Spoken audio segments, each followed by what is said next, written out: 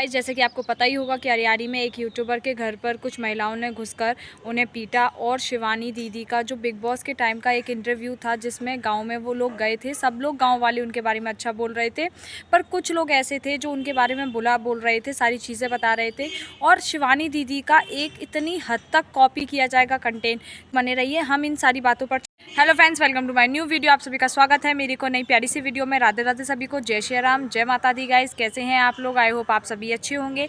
जैसा कि मैंने आपको बताया, हम इस वीडियो में चर्चा करने वाले हैं। हम पहले चर्चा करेंगे जो शिवानी दीदी का बिग बॉस का एक इंटरव्यू जो सामने आ रहा है, जो पहले उन्हें कोई नहीं जानता था, उस टाइम सब लोग उन्हें जानना चाहते थे, उस टाइम की बात है ये। और वो इंटरव्यू अब दोबारा से रीशेयर किया जा रहा है, दोबारा से सारी चीज़ें निकाली जा रही हैं।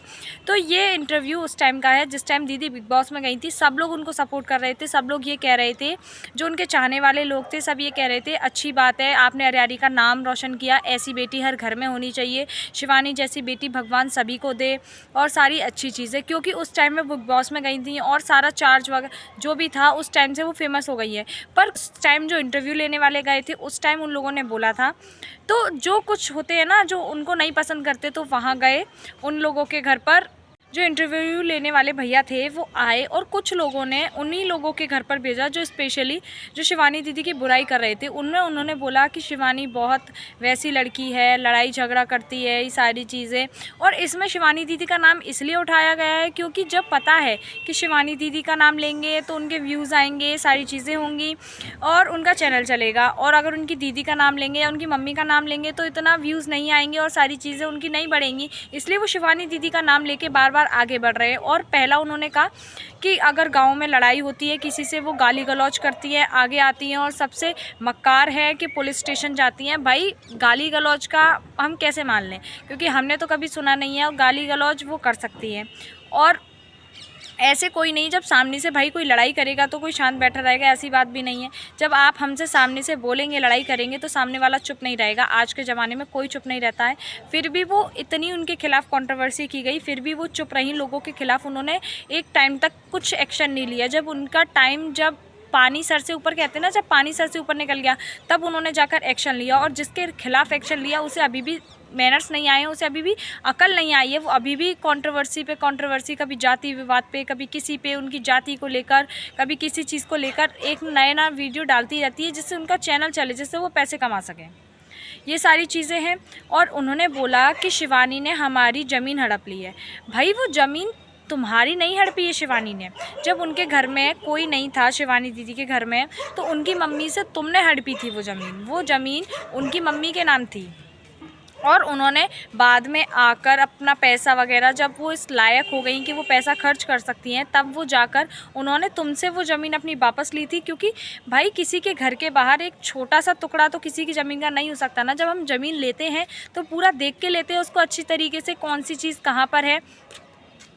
तो उन्होंने अपनी ज़मीन वापस ली। अब तुम उसे बोल रहे हो कि ज़मीन हड़प ली, ये सारी चीज़ें। जब तुम किसी की ज़मीन हड़पोगे, उनके घर में कोई नहीं था, तो एकदम से तो किसी के नाम पे नहीं हो जाएगी ना वो जगह। तो ऐसा तो हो नहीं सकता कि गन पॉइंट पे शिवानी दीदी ने वो जो तुम्हारी प्रॉपर्टी थी वो अपनी माँ के नाम पे करा ली, कि तुम्हारे सर पे बंदूक रखी, बोला जल्दी साइन करो, मुझे प्रॉपर्टी मेरे नाम करो, ये सारी चीज़ें। तो ये सारी चीज़ें शिवानी दीदी के खिलाफ़ गलत फैलाई जा रही हैं और गलत बोला जा रहा है। और कुछ लोगों की मनसा ही यही थी, कुछ लोग चाहते ही यही थे कि शिवानी का गलत इम्पैक्ट पड़े लोगों पर, कि गलत जाने शिवानी के बारे में कि वो बहुत लड़ाई झगड़ा करती है, गाली गलौज करती है हर किसी से, पुलिस स्टेशन जाती है, हर किसी का बुरा चाहती है, किसी का भला नहीं चाहती। ये सारी चीज़ें आप लोगों ने देखी है। जैसा कि आपने इंटरव्यू देखा, मैंने इंटरव्यू बिग बॉस में दीदी गई थी उस टाइम भी देखा था, और मैंने दोबारा से देखा है। जो औरतें हैं शिवानी दीदी के खिलाफ़ इतना बुरा बोल रही हैं, वो गलत है सारी चीज़ें। जैसा कि आप लोग भी देखते हैं शिवानी दीदी के ब्लॉग, कभी उसमें ऐसा वो नहीं दिखाते हैं। वो हमेशा नेचुरल दिखाती हैं, सारी अच्छी चीज़ें दिखाती हैं, जितना हो सके उतना बुरा कम दिखाती हैं। उन्होंने अपने जो सामने रहती थी लिपस्टिक वाली भौजी, सीमा, डूबी और आधना, साधना, जितने भी लोग थे उन सब के बारे में, अंधेरा, इन सब के बारे में अच्छा दिखाया, बुरा नहीं दिखाया। अब उन्होंने ही उनके खिलाफ़ इतना बुरा कर दिया, फिर भी उन्होंने नहीं दिखाया सारी चीज़ें ना, उनके बारे में कुछ गलत बोला उन्होंने। तो भाई, हम कैसे मान सकते हैं कि कोई सामने वाला इंसान इतना गलत बोल सकता है? आप बताइए। कमेंट सेक्शन में ज़रूर बताइएगा आप लोग कैसा लगा। अब हम बात करते हैं यहाँ पर कि कंटेंट कॉपी। जैसा कि आप लोगों ने शिवानी दीदी का ब्लॉग देखा ही होगा, जिसमें शिवानी दीदी ने एक बिल्ली का रेस्क्यू किया था, मतलब बिल्ली को ढूंढकर कुएं से बचाया था, बाहर निकाला था, वो पानी में डूब रही थी। तो अच्छी बात है, ऐसे ही सारी चीज़ें उठानी चाहिए, मतलब सारी चीज़ें, जैसे कोई जीव जंतु या फिर कोई किसी पानी में या नाले में दिक्कत हो रही है, उससे अगर गलती से गिर गया है तो हमें निकाल के उसकी मदद करनी चाहिए। ये नहीं कि पड़ा है तो पड़ा रहने देना चाहिए, उसकी मदद करके उसे बाहर निकालना चाहिए।